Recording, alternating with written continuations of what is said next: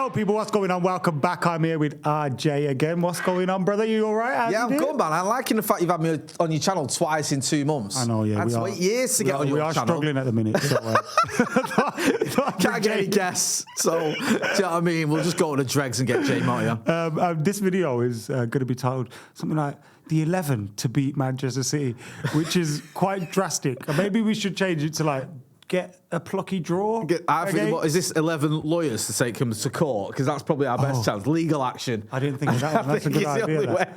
We're going to beat Man City. That predicted 11 is going to be looking good. But you never know. Listen, we've gone to Manchester City, and actually they've played us when we've been further apart in the table, further apart in terms of quality. I'm old enough, I know you are as well. So remember times when they were battling relegation and beating us. Do you know what I mean? Exactly. And like your man cartwheeling and all that nonsense. Who scored in Vidic and Evra's day? Was that not that? I was getting confused. Was that not? That? Oh no! I think that was after that one. Was that Darius Vassal on that? It might be. There was a few. Like there's been a few horrible. Don't forget, you know, when we did the proper double of Champions League and Premier League, they beat us twice that season. Like you get funny quirks, don't you, in this game? And also, we had a decent record at the Etihad under Ole Gunnar Solskjaer. We beat them, I think, 3 times out of 5 or whatever it was. So it's not impossible to beat Manchester City. It's obviously just very difficult, especially when you look at the way they're playing and some of the results they've had and the fact that that side ball keeps scoring and De Bruyne is back from his injury and all that other nonsense. And the fact that, you know, it wasn't that long ago we were getting beat. He scored 5 the other day.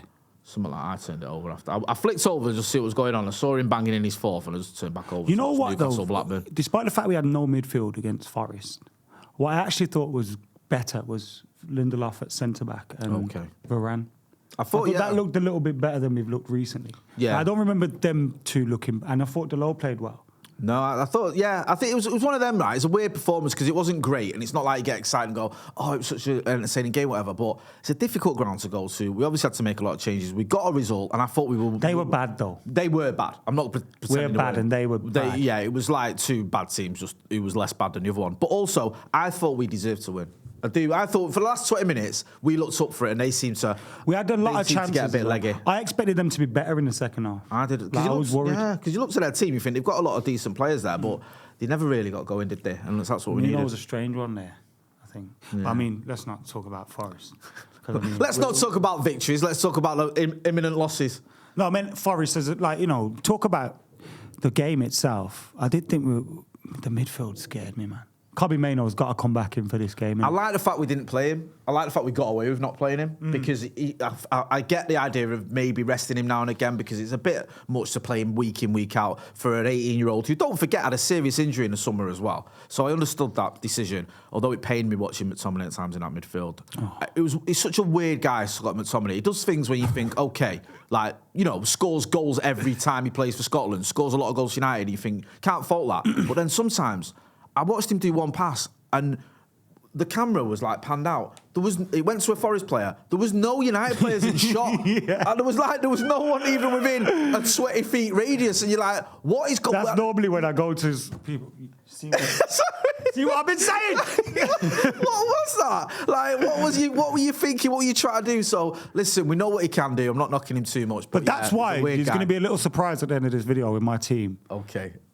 Just don't put him in midfield. It's probably not a surprise. Do you know what? I think you and Joe Smith might be drinking the same Kool-Aid because I've got a feeling that you're going to do what he did on the Stretford Paddock preview. I am scared of this game, though. Do you think? I don't think it is. So there's the answer to the question that I gave. I'm a bit like Kofi at the moment. Here's what I'm thinking. Who do you think, right? What was it he asked? He's the sexiest player. Who's the sexiest United player? Here's what I'm thinking. Didn't even give us a chance to answer. It's like, go on, son. If you got to tell us who you fancy, but do you think a hammering could be the end of Ten Hag? I don't think it could be because it's City, so everyone goes, City are supposed to hammer. I think you make a good point there because it's it depends on the nature of that hammering. If it's like record-breaking hammering, then 6-0. If it's 6, I think people kind of go, there's still going to be an element of, we know that this is one of the best teams on the planet. We know we've got a long way to go. We can accept it. It's when you lose to the likes of Bournemouth and Fulham, that's when the real problems come because that's indefensible. It just depends on the nature There'll of it. be some mad guy out there tweeting, well, when we lost 6-1 against City under Fergie, we won the league a year later. I know, man. Like, people bring that. Don't forget, the 12 months later, a shot of Van Persie lifted the title. Like, I've done them ones. Yeah, it's easy to sort of try and be positive. But listen, we're a million miles away from where we were under Sir Alex Ferguson. Unfortunately, I think even City are a million miles away from where they were under Roberto Mancini. They've kicked on. Obviously, they've got 115 charges hanging over their head and all the rest of it, but they are still a team that wins nearly every single game they play, and the record at the Etihad is ridiculous. It really is. So they're the treble holders as well. Did that even happen to you? Don't you think it's weird, the lack of attention and sort of publicity? If Liverpool did it, I think I'd cry. Oh, mate, no. If Liverpool did this, right, if Liverpool won a treble, I wouldn't be sat here now. It would now be the quadruple because they've already won the league. Yeah, I wouldn't be able to do what we do. I wouldn't be able to talk about football and chat about football and discuss football and watch football. I'd have to go and find a job. Honestly, I couldn't even go and watch United versus Tottenham or whatever. I'd just be like, I'm done with football. I'm going to go and do something else. They've won one title in 30 years. We never heard the end of that. Oh no, yeah. They played an academy play the other day. No, they didn't. You think they were first one? Didn't. No one's mentioned it. No one's mentioned the fact that Liverpool had an academy player. No one's mentioned the fact they had some youngsters. Have you seen them memes of Steve though?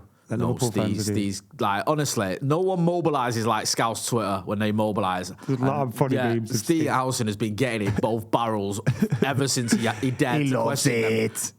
Honestly, relentless.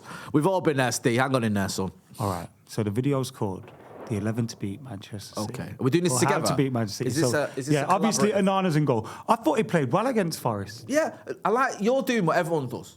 You've got that little sort of hope.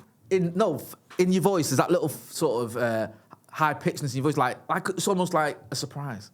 Nah, I think he's been pretty good since he came back. I think he has. I think in the Premier League. No, because I get scared because every time I seem to praise Onana, people, oh shit. I mean, let's be honest. He cost us the Champions League, right? Let's just put that out there. Why? Because we're definitely winning it, innit? No, but let me rephrase that. He cost us getting into the Europa League. Yeah, he cost us like winning more than one game. But to be fair, in the Premier League, he's been all right. He has. And I feel for him a little bit because you're replacing a player that had been there for 11 years or 12 years, whatever it was. You're behind a defence that changes every single week, and you've got a system that changes as well. And the midfield. And the midfield that offers you very little protection most weeks. So I feel like he does deserve credit, and he deserves it for his performance at the City ground. Onana's in goal. He was good against them as well. Yeah. That save against Haaland at Old Trafford was phenomenal. Oh, yeah, actually, I forgot about that. I screamed, mate. The only sad thing was it meant that's because you thought he was going in the net. Yeah, I was like, proper Homer Simpson, innit? Yeah, I did. I thought, oh my God, what a save, but it didn't really count for much because we still got battered. Yeah, but anyway, Onana, right? So centre backs, because now you've threw a spanner in the works. So I was feeling to go with a back line of Diogo Dalot. What position? Right back. Right. Basically, same again. Amrabat. Is that danger? I would go differently, purely because I think we need someone in that midfield, an extra body in that midfield who can put a foot in and who can offer us something. I know Amrabat's not perfect, but actually, and this is where I might lose the room, I thought he was doing okay in the first half against City at Old Trafford, and I was surprised he got took off. Amrabat? Yeah, I was. I thought it gave us a gaping hole in the middle of the park, and I was a little bit like, I wouldn't have made that change. So I understand your point. We needed someone at left back, but for me, I would put Amrabat in midfield. I'd pack the midfield with him as an extra body, and I'd go. So wait, what's your midfield then? My midfield, I'm going to stick to the same team I did on Stretford Paddock, forgive me. My midfield is Mainu, Casemiro, Amrabat, with Bruno on the right-hand side of the front three. Oh. That's how I've done it, but I see Bruno dropping deep when he needs to, dropping back when he needs to, when we haven't got the ball, which is going to be about 85%. But then you're taking Lindelof out of centre-back. Yeah, I'm putting Lindelof at right back, and I'm having Dalot at left back. But listen, let's go with your team, right? Because I don't want to just repeat my team that I've already said. You go with you. So I would do. Right, we'll come to a decision at the end of this. I would do Onana, Dalot. So same again. Yeah. But now you've said that. Well, so you honestly sitting there telling me... I was going to go Casemiro, Maino, Bruno. The best defender that either team has got, you're not even picking him. Johnny Evans. Yeah. You should be ashamed of yourself, son. You picking Johnny Evans? Of course I'm picking Johnny Evans. Are you crazy? So why wouldn't I? Give me one good reason why Johnny Evans shouldn't start on Sunday. So we're playing... How many centre... No, Dalot as well. Amrabat. Fucking hell. you're just going back to the wall, innit? Shit. I'm not a percentage. We ain't going toe-to-toe with them, Macca. I am literally just get everyone behind the ball, hit him on the break, and just same let's again, try kind of, except get Rashford on the left. Right, okay. McTominay up top. Right, yeah. And Garnacho on the right again. That's what I understand your point about McTominay. Well, Bruno's been doing my tits in of late. But I normally defend him to the very end. You love Bruno Fernandes. I love Bruno Fernandes, but I still think he's Stop got... moaning. I reckon his teammates shut up, man. There's two things why I'd definitely play Bruno. It's not the question he's dropping him. I know you're not saying that. One, he always turns up against City, right? He's got a decent record against City in terms of goals and assists and stuff. And two, he's always got that in him. He's capable of producing that pass, producing that killer pass. I don't know that necessarily everyone else is. So I'm picking... Bruno's got to play on it. Bruno's got to play, yeah. Right. So, your front three then is McTominay. So I actually think you're on something, Rashford, Garnacho on the break. Bruno potentially just behind them. Yeah. Pack that out. Pack that on. Bruno, he's going to do Casemiro, Amrabat, Maino. Yeah. Pack that midfield, bro. Seriously. I want to see... And when Johnny Evans starts, I think our record's quite good, We normally win. Imagine, mate, you're Manchester City, you're buzzing, you're up for the game, and then you look at the team sheets around, you see, Johnny Evans, man. Erling Haaland is... How long have we got? How long do you want to make this video? But you know what it is? Against Forest, we made one chance for him. He should have done better as well. I think Rooney said that after the game. He said, you got one shot, it was on your left foot, granted, but you should have... But he had one chance. I know, but you got to take it, man. As a striker, sometimes that's what you get. Sometimes you get that one opportunity and you got to take it. Here's a team to beat City. Yeah. Onana. Yeah.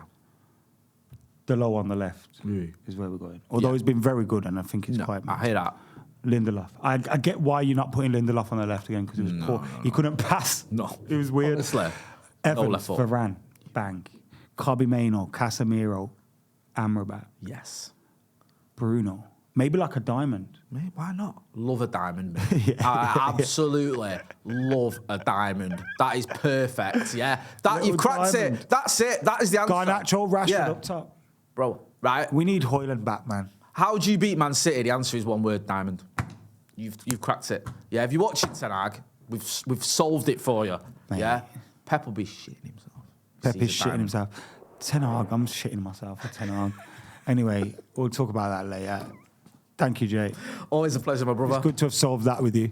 Make sure you're checking Jay out on his channel. It's Scotty and Matty, and also Straight for Paddock.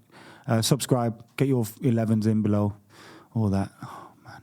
I pray to God. Come on, I want your blind optimism, man. Not another 6-1. Come on, I don't like it when United winning 1-0. That's the spirit, McTominay off the bench.